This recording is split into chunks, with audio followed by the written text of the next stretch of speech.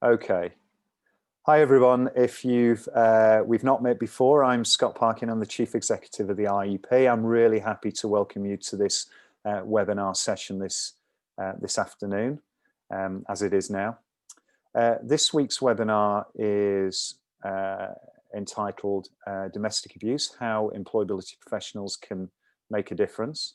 And it's brought to you by Liz Sewell, who not only is a fellow of the IEP, and we're very lucky to have her as a fellow, but she's also runs the business Belina GRoW. And for those of you who have not been involved in our webinar series before, there are lots and lots of opportunity to track back various different subjects around virtual first aid, stuff around learning and development, stuff around mental health, and lots of resources. So you head on over to our IEP YouTube channel. That's a good place to revisit those things.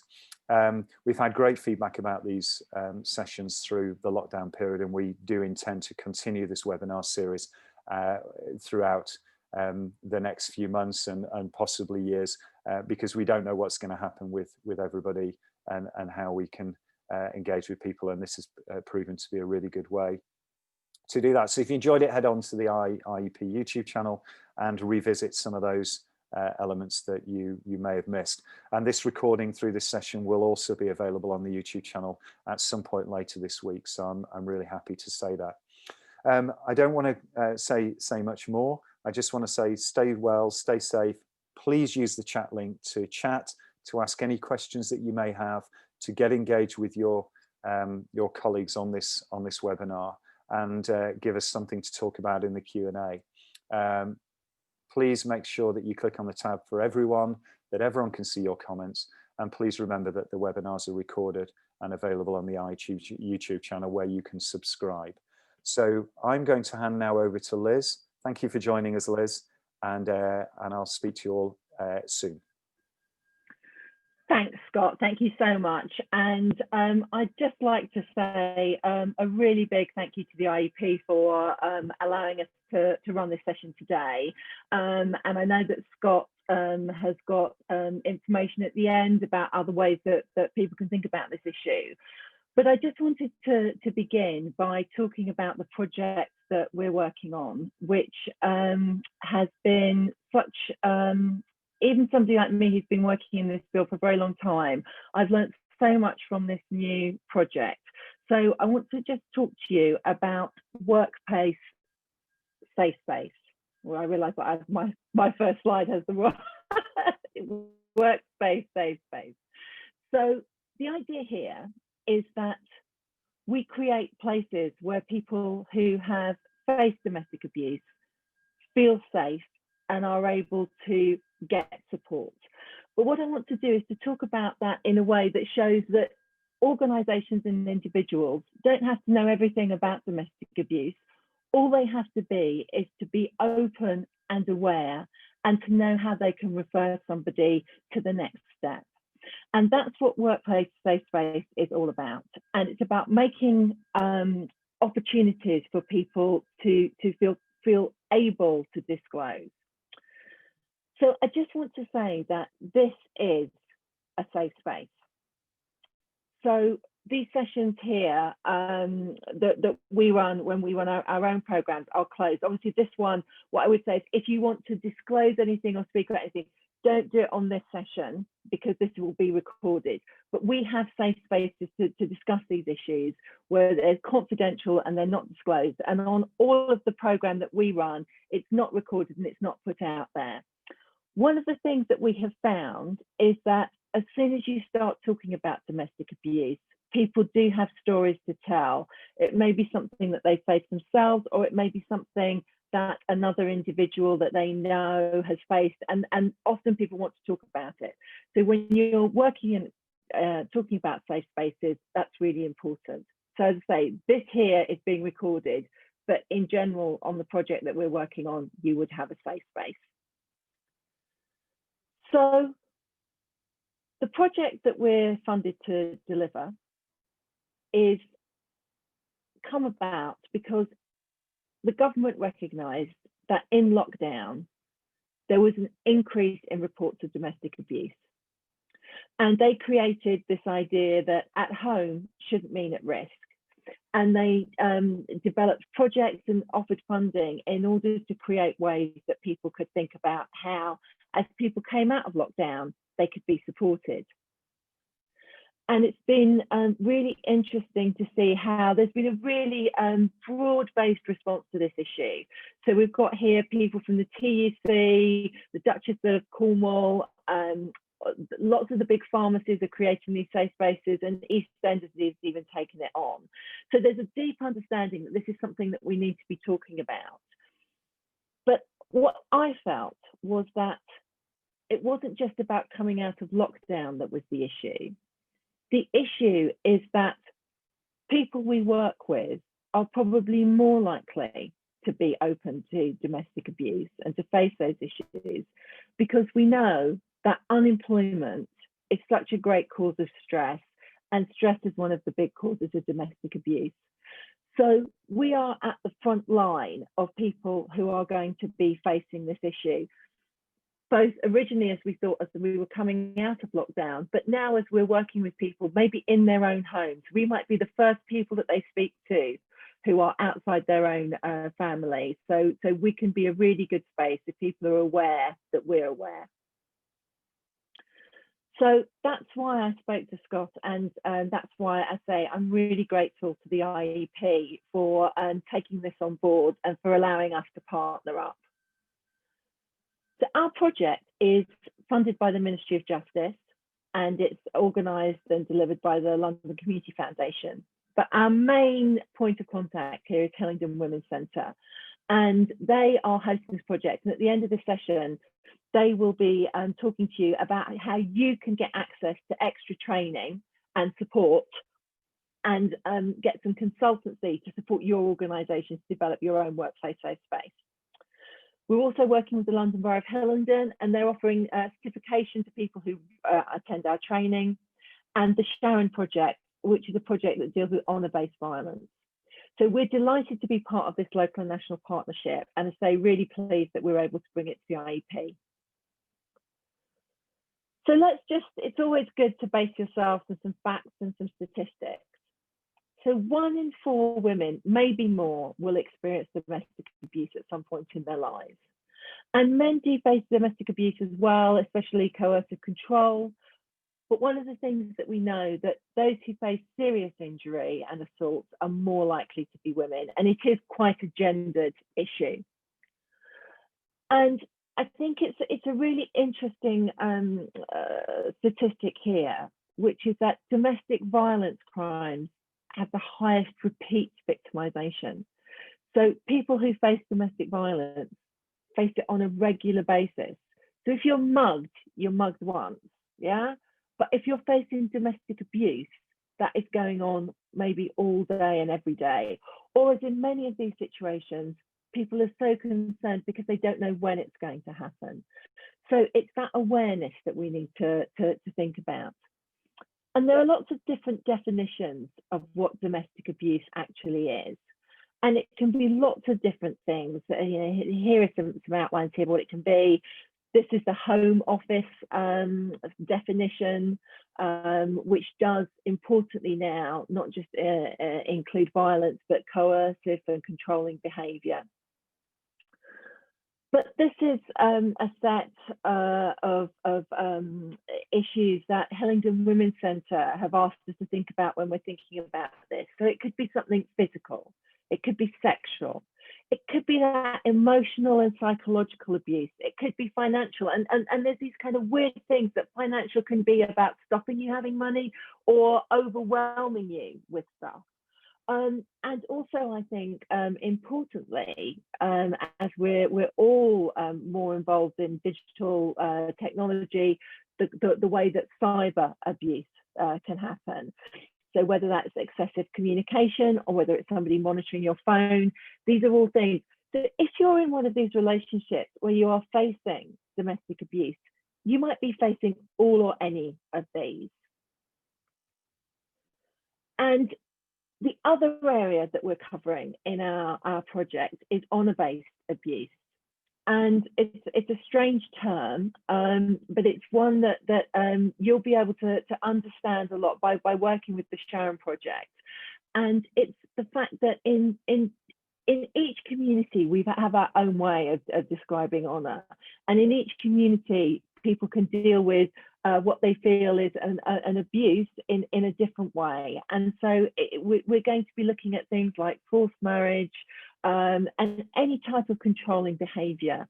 And so this is something that cuts across all communities and cultures, but it's something that it can be difficult to talk about. And we've spoken in our own organisations.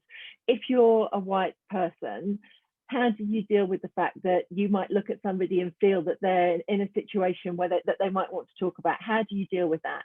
And that's where the Sharon Project is fantastic in enabling you to understand what the issues are and feel confident about talking about them. So there are different signs that can mean that somebody is facing domestic abuse. And those are, you know, they could be this, they could be other things. So it's difficult for us to know whether it's one thing or another.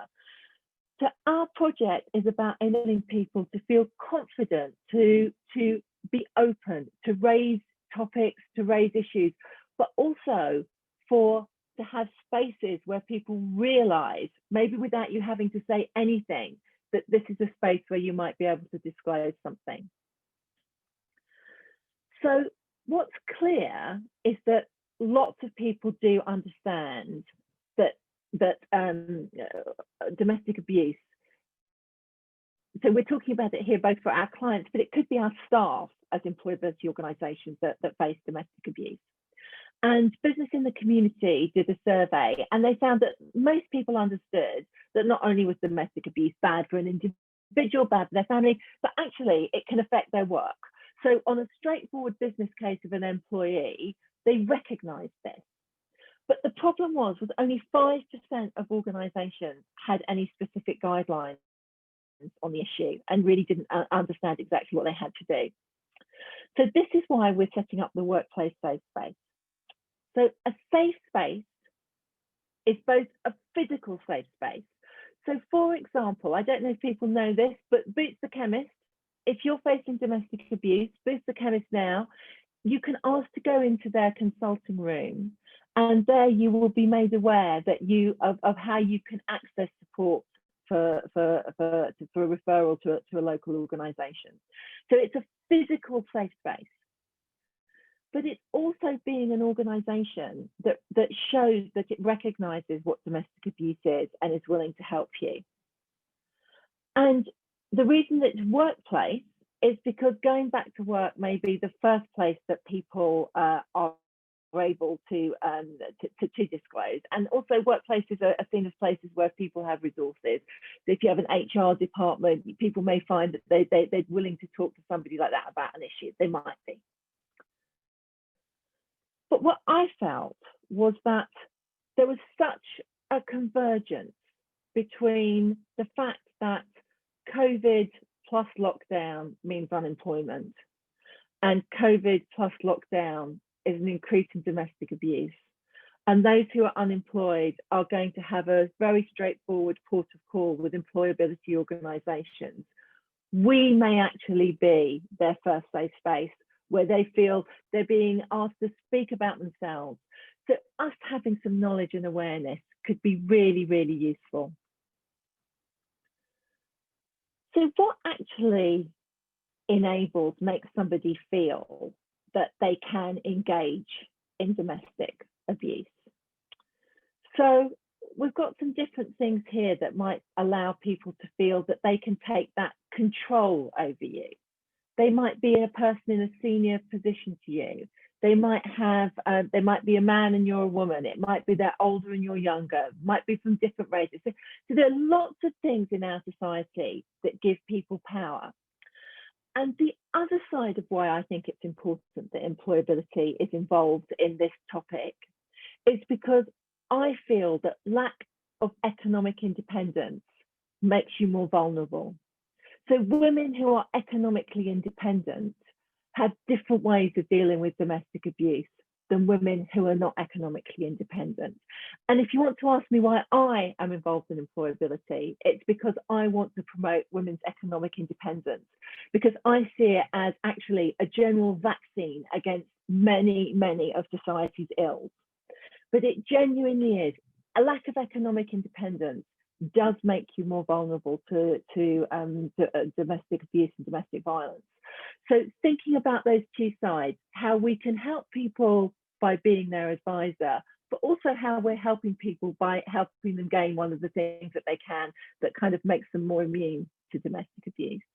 Not saying that there's none in families where there are high incomes, just saying that if you can walk away from something, it does make your life easier.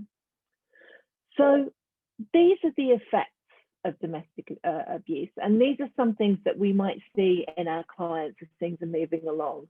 And our project works on a troubled families program, and what I would say is there are many women who, even if they don't reveal right at the beginning that they have faced domestic abuse, it comes out as we work with them over the year that we're supporting them.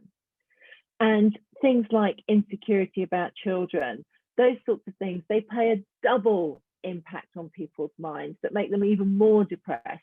So they're facing one thing, but then they worry if they disclose, they might face another, they might lose their children. And it's a big, big issue. So we have to be there to be able to support people and understand the thoughts that they're having in their heads when this is going on. So what it is not our job to do, and I cannot emphasize this enough, it is not our job to advise people what to do. Unless you are trained in this, you will not know, you will not have thought through all the things that you need to think it through to tell people something to do.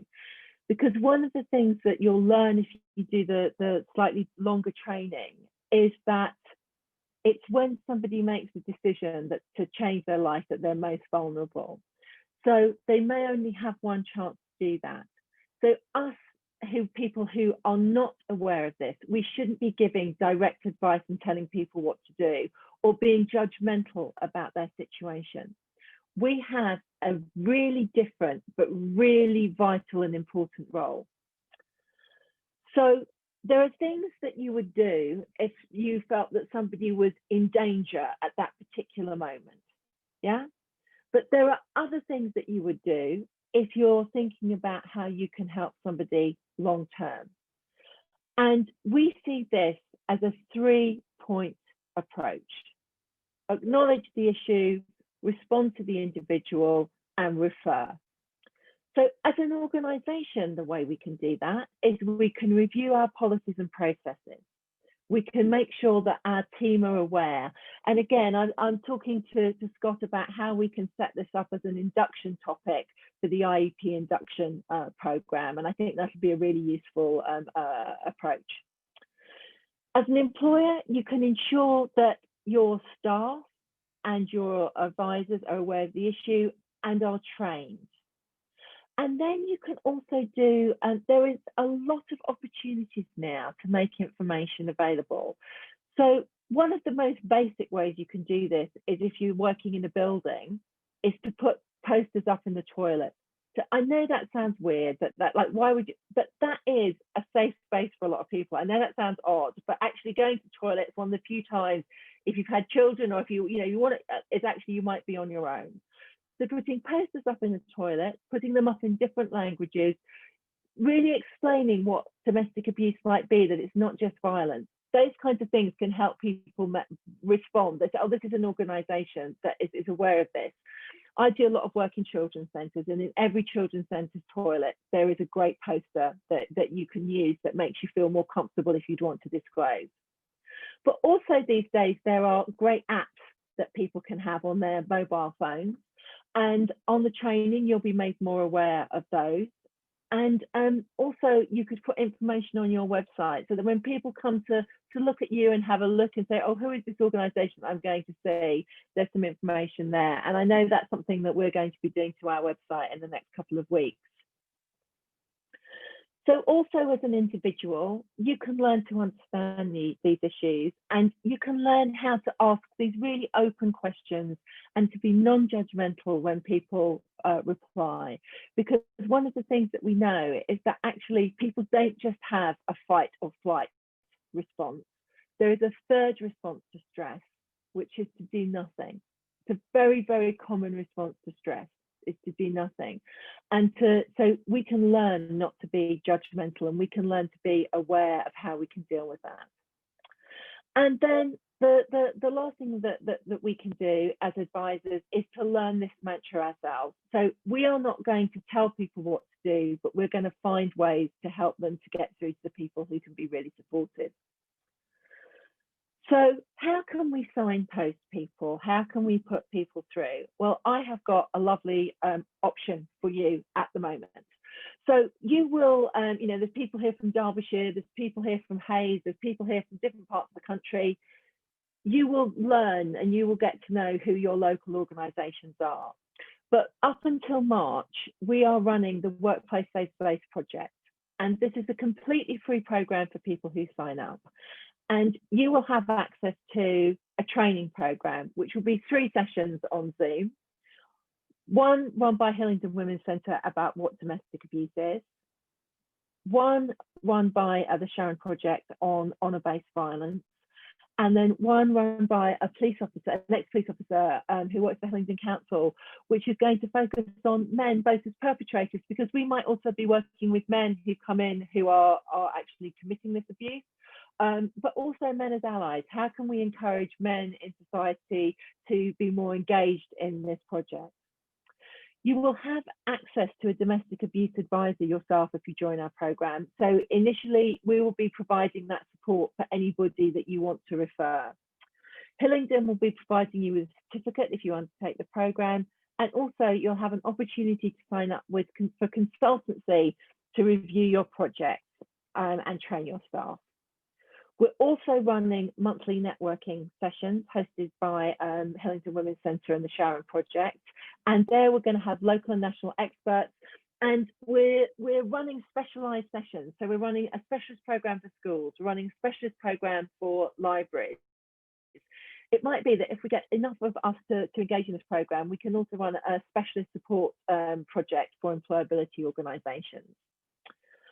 The consultancy will be more at an organisational level, give you an overview of what your organisation can do. And we've got 2 consultants, and one of them's on the line here today is going to briefly talk to you about that. And we're hoping that people will become case studies, because we know that case study approach really helps other organisations get involved. I've spoken about that. We're also doing an e-newsletter, and the highest note of praise that I can give about this e-newsletter, and you'll know how good it's going to be, is that Heather, who works on the Employability Professional, also works on our e-newsletter.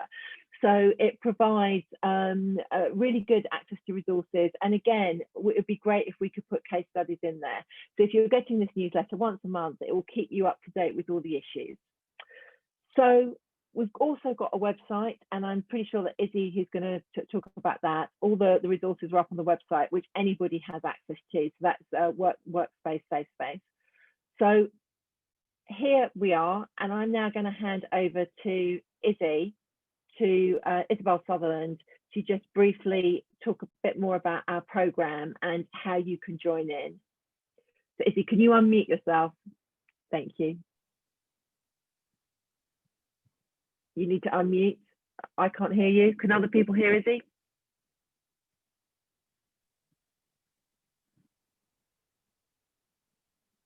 It says you're on mute, but I. How's this now? Can you hear me now? Yeah. Yes. Brilliant. I think it was my headphones. Hi everybody. Yeah, my name is Izzy, and I work for the Workplace Safespace Project. I'm the project support officer.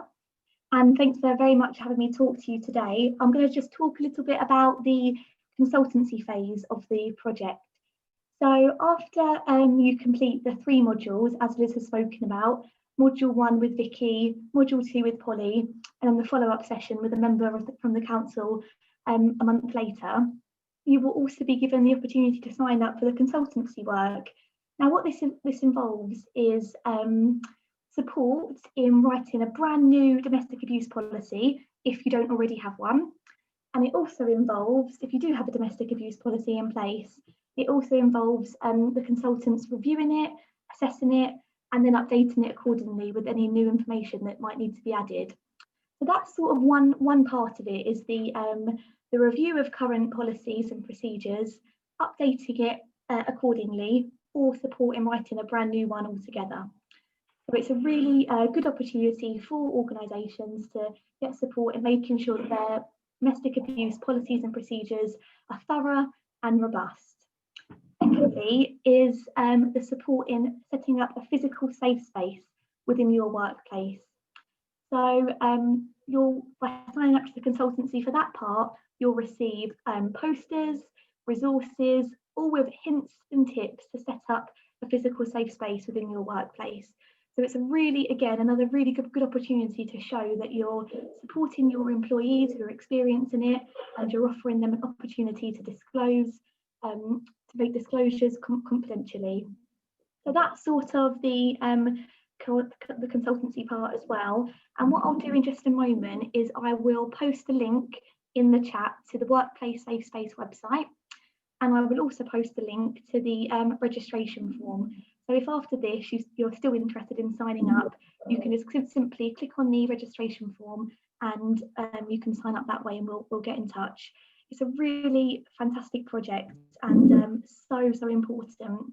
But going back to the safe spaces, you know, because of the current times at the moment, as the world is changing and so are workplaces, it's really important to know, as Liz has already mentioned, the rising importance of online safe spaces too. So I'll just quickly give a brief example. We're working with the lifestyle manager from Uxbridge Business Park. Now, Uxbridge Business Park is home to about 1,500 employees across 6 different businesses. 80% of them are all working from home at the moment. So I was talking to the lifestyle manager at Uxbridge Business Park, thinking, okay, how can we create a safe space when 80% of the workforce are currently working from home? Well, we were brainstorming ideas, and we thought, okay, let's create an online safe space.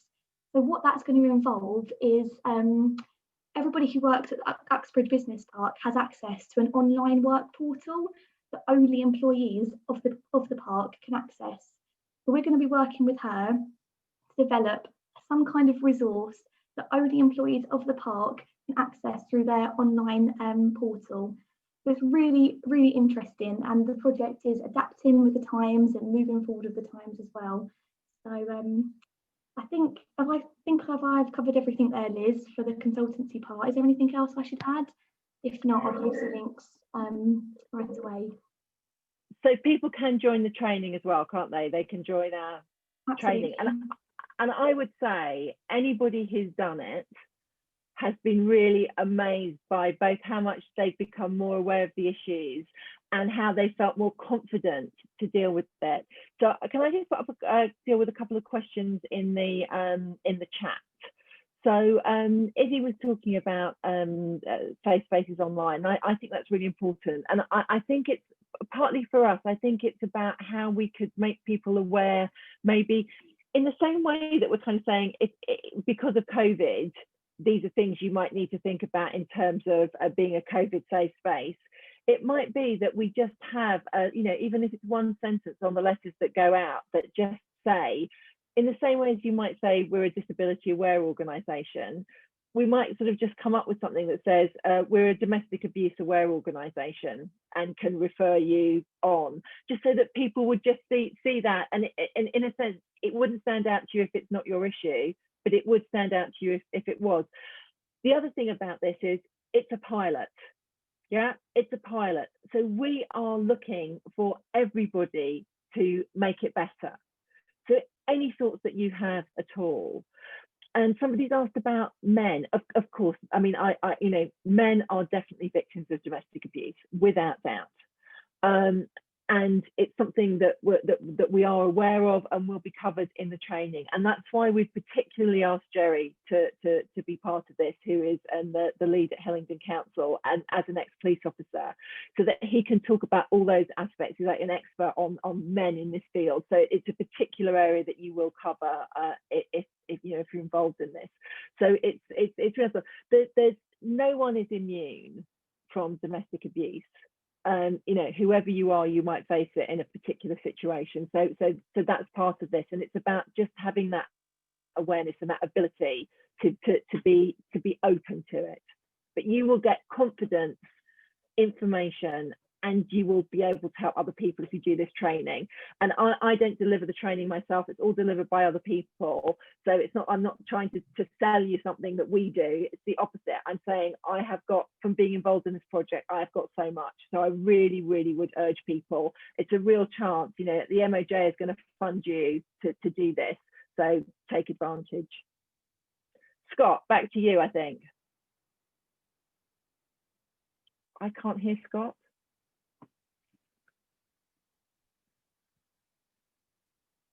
Scott, I can't hear you. I don't know what's happening. Can you hear me now? Yeah, now. Yeah. Oh, sorry. Everyone's got problems with headphones today. There we go.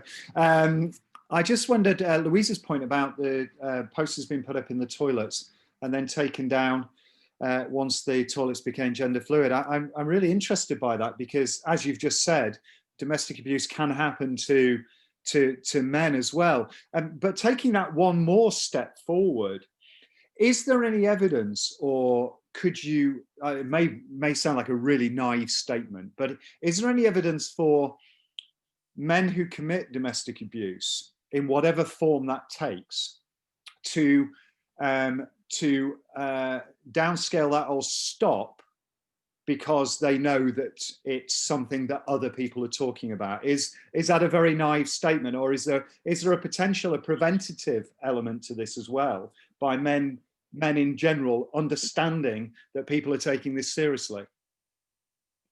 I absolutely think that's proven, and I think the other issue is that men need to be, if it's something, so if you've lived in an intergenerational family, and that's in all cultures, that violence has been part of that family and has been seen as a norm. Yeah, and in most of our in a lot of our families, it will not be very far back when that violence was apparent. And so it's actually talking about it and making people didn't put their seatbelts on until they knew about it. People didn't stop smoking until they knew about it. And actually, sometimes people don't know that they're even committing domestic abuse, or they don't realise that that's what it is. So that talking about it is a crucial issue. Great. So, I mean, that kind of reconciles a couple of Louisa's points there about the bathroom situation, albeit it's a very interesting one if an organisation is taking that view, and maybe that's about education within the organisation potentially. Dahlia, who is with us on a lot of webinars, it's really great to hear from you again, Dahlia. She's got a question that she's been dealing with, in the past she was dealing with honour-based issue. The police made her the lead professional when it came with a lot of responsibility. I surmise from that, Dahlia, that was responsibility that you were either not so comfortable with or potentially didn't feel that you had the training and understanding.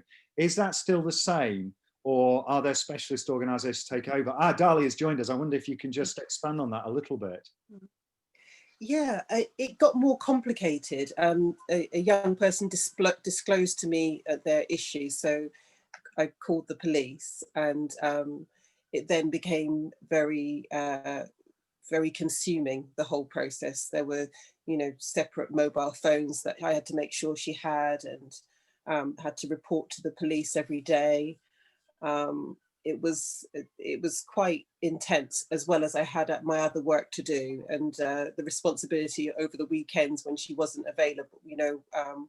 I didn't have access to the young person, was a bit stressful at the time. I remember it was some years ago now, but I just wondered if it was still the same, whether the idea would be to refer somebody to another organisation who could have the same, develop the same kind of relationship I had with the person to be able to support them.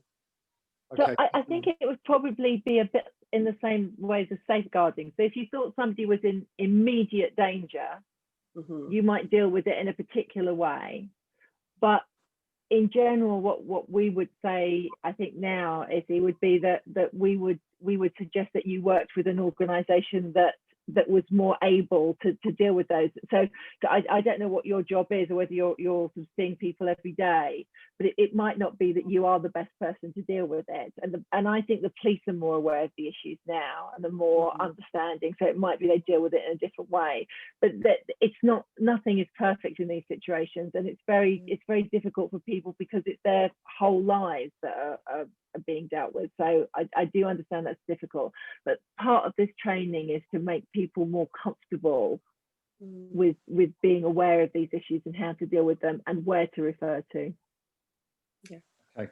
One for you, Isabel, probably here, once again from Dahlia. I'll speak on her behalf.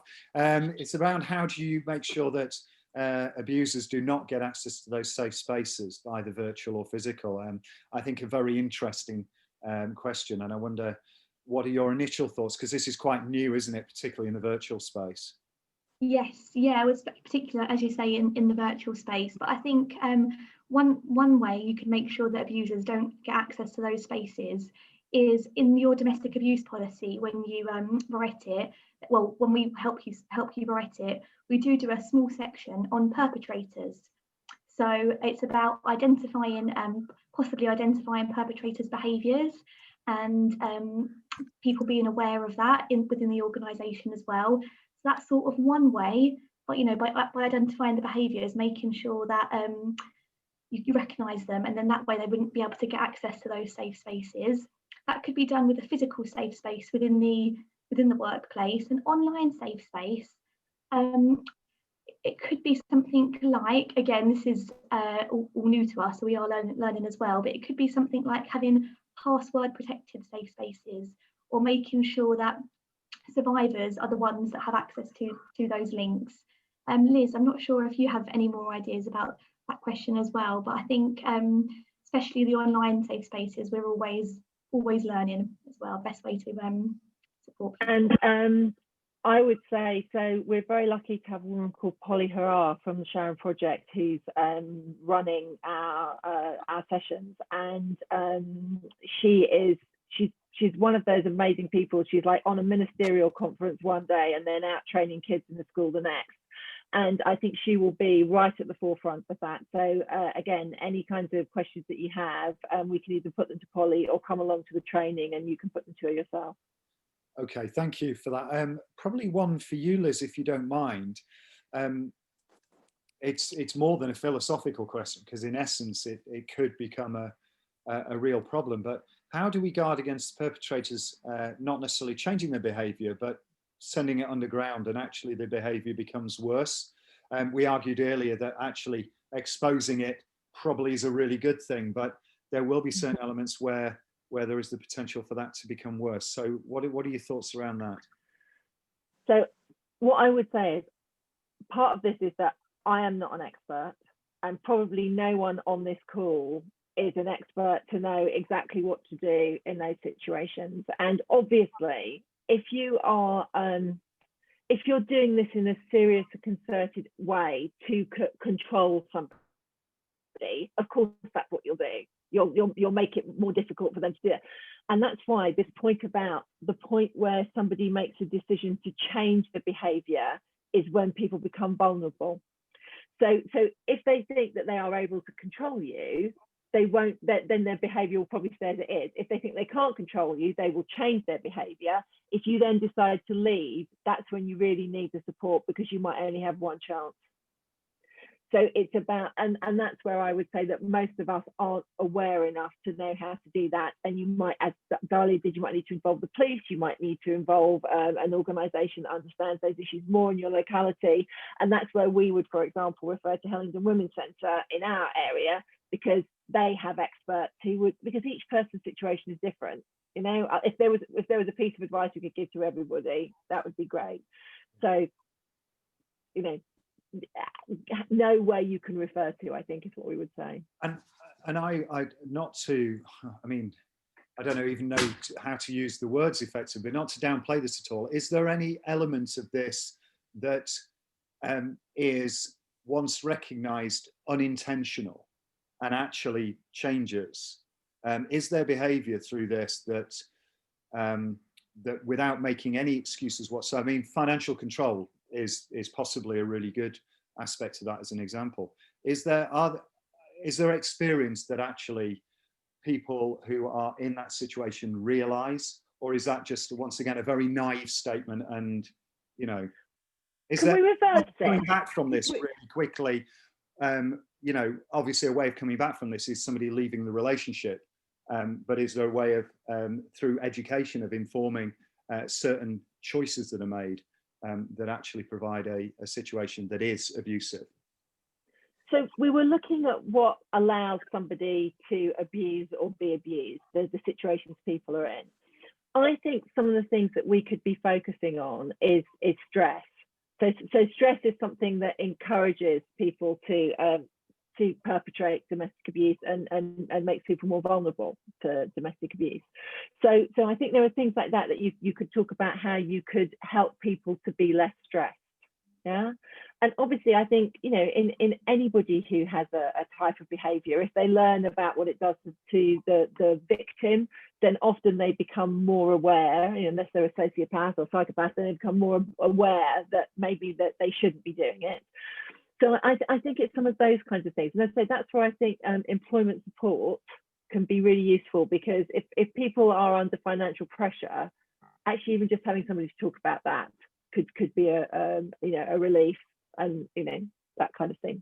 So I you know, it's education for everybody is always a good thing in these areas, but it won't stop somebody who really wants to control someone, but it probably will stop people who maybe lose their temper, or do you think, you know, okay, I'm not expert enough to know that, but I do know that stress is you know, if we kind of reverse it, stress is, if we can make people less stressed, there will be less abuse. Yeah, and please forgive me, everyone on the call. I'm certainly not trying to downplay it at all or anything. I'm just thinking through this process, because in essence it's quite new, and anyway, it's not new, but in essence this is new, and I'm just fascinated by what situation creates an environment like this, because clearly this behaviour is not normal in any way, shape or form. And in essence, so I think what's weird, Scott, is it is normal. So in a sense, the point that you're making about education, actually, I think it is really important. So I think you're right. I think there's too much of it that happens out there. If we can make people aware that we're not gonna stand for it anymore, and that we're gonna deal with it, then there will be less of it. But whether you can't always stop everything, but I think the more people that are aware, the more we talk, the better. Okay, well, thank you for that. There's Ali has stated, how do we make sure that if conversations are remote, that the abuser is not in the room with them, or listening or controlling the conversation? There are some signs. There's some stuff that we can do. There are some signs that you can use, hand signs that are around now, that can kind of show that somebody, like, don't talk about this now, because so there are some things that you can do that can make people aware not to talk about things. But you're right, it is an issue, and it's something that we should all be thinking about. I don't have, say, if somebody's trying to control you, that's what they'll be doing. So you know, thinking those things through, I think, is one side of it, isn't it? I'll just quickly add, if you don't mind as well, the workplace safe space resources that become available to people after they take part in the training has a list of things that that can, you know, that can recognise that the abuser is in the room and that they can't talk about those things right now. It's a big long list of do's and don'ts and additional resources that organisations are then given after the training as well. So that's all covered in there too. Yeah, that's absolutely fantastic. Thank you. And I've got a question here from Balvir, but also I think, you know, when we talk about the education piece, this has to go back to school-based education, doesn't it? It's about, you know, it really is all the way through generations in society to enable people to understand better and to not do this. And Balvir says, within a conflict situation, what role does the community play? And I think that's quite important, Isabel.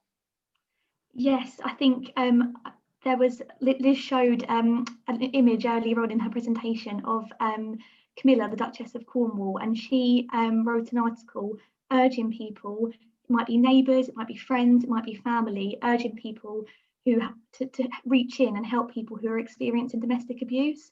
So the community plays a huge role. It could be your next door neighbour that hears the shouting and the arguing and that could come round and support. It could be friends that you go and stay at when you're you need to get out the house. The community plays a huge role, not only in terms of the obvious, friends, family and neighbours, but also local community support groups. There is tons out there.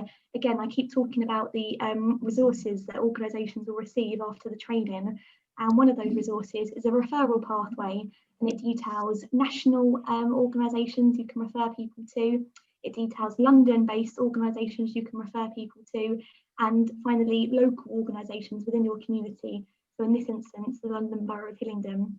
But yeah, community support is a huge, huge part of it. And I think we all need to take responsibility to stop domestic abuse. Absolutely. And that's why we're really pleased that we've got a project with the schools and a project with libraries, because those are two places that people can often go to alongside the shops. So what's great is that organisations that realise they might have an opportunity to help are thinking about how they might do it. Yeah, no, I think absolutely. We've got another question from Dahlia. She's pretty prolific today. What have you found to be the best intervention to help those people who are able to gain assertiveness skills or empowerment? So it's really interesting, isn't it? Because I think it's assertiveness is there's kind of, it's a long-term basis of understanding how you deal with the world. So assertiveness is about creating win-win situations, but it's also about creating respect. So I think assertiveness is probably a fantastic word to use, Dahlia. That is what people need to be, because when you're assertive, you're not demanding, you're respectful, but you also respect yourself. So I agree. And one of the things that GRoW as a program does, we centre very much on empowerment, making people feel comfortable in their own bodies, in themselves, and able to start where they are now and move forward. So I really like that idea that it's creating assertive and empowered people that will make a difference. Thank you. Great. Thank you, Liz. Do we have any more questions for any more? We've probably got about 3 or 4 minutes left. Just please type them in the chat or give us your thoughts and reflections. I apologise now for asking the stupid questions throughout this process, but you know, in essence, this is a conversation, isn't it? So, question for Isabel from Dahlia again. Well done, Dahlia. If our organisation is already involved with the Safe Spaces programme, can you tell us who the lead person is? So does that mean from Dahlia's organisation or? I think Dahlia might be able to concur, but I think Dahlia works for the London Borough of Greenwich or somewhere like that. So Lewisham, sorry. So, okay. So if your organisation's already involved, in the past when people have come along to our introductory sessions, and if there's a group of people all from the same organisation, they normally nominate one person to take the lead on that. But it'll be myself and Fran, who is also on this call, who will actually be helping you during the consultancy phase to set up your policy and to set up your safe space. I hope that answers your question. Please say if it doesn't. And a great follow-up question there from Dahlia. Oh, sorry, Dahlia, go on.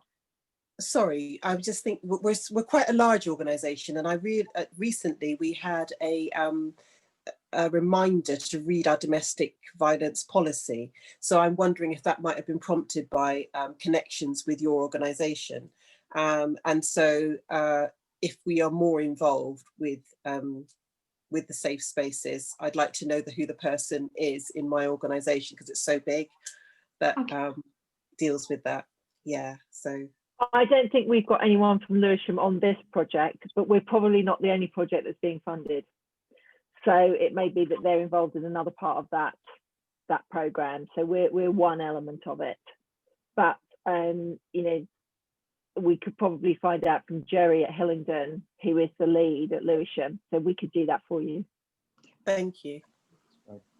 Thank you. We've got a question that was posed earlier that I missed, I'm afraid. Sorry, Louise, but it says, There have been issues where individuals have left abusive relationships that end up being injured or killed by the abuser, with the adage of, if I can't have you, nobody else can. And I mean, clearly what you're trying to do here is to open the debate and communicate and provide education and enable people to make those choices based on their understanding, and becoming assertive and being able to do that and be independent. At least 2 women a week die from domestic abuse. So that, I mean it's clear, and this is what I'm talking about the point where you decide to leave is where you're most vulnerable. So when you take action is when somebody who really wants to control you stops you, and this is why you need to have that support. And that's why we're saying you don't need to deal with it yourself, and you don't need to take that responsibility, but that person needs to be supported to do it in the safest possible way. And that might not be to walk out and not have anywhere to go. So it's about creating that understanding. So this is not a risk-free situation. It's an incredibly dangerous situation. And that's why people need to understand, to help people talk about it and to help people understand how they can move forward. But it's unlikely that the people in this group are going to be the people doing that really detailed expert support. And a really interesting question here from Ali. Who is it that we encourage to register for the process? Is it, and I suppose this is from your experience, is it the HR department with an organisation, or are the individual managers, or where else does this normally come from? I would argue as many people as possible. And we've got the 2 training programs. We've got the green training programs for people that might just want to learn about it. And then we've got the gold training programs, which is where I would encourage the HR department to join and individual managers to join, because they'll be the ones that might take the consultancy to the next phase, create the safe space and write the policy. But so you could enrol those people on the gold program, and the people that just want to be educated, learn more about the correct language, terminology, signs of abuse, warning signs, they could be enrolled in the green one. I don't know if you would agree, Liz, but I think everybody should come along to module 1, 2 and 3. I've sat in on them, and as somebody who works in the sector, I was surprised about how much more there is to learn as well. So yeah, everybody, and particularly managers and HR department on the gold, and everybody else on the green. Yeah, because you've got the opportunity to find out if you're an advisor, and an opportunity to think what your organisation can do if you're in HR, and that's why it's been set up that way. And just to pick up on Louise's point about men, I think I really do understand that men do face domestic abuse, and in particular coercive control. There's no doubt about it.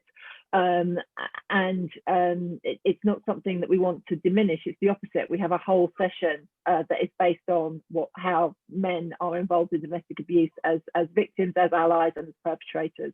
So it's absolutely there in what we're doing. Okay, thank you very much. So if there's nothing else, we'll draw the session to a close.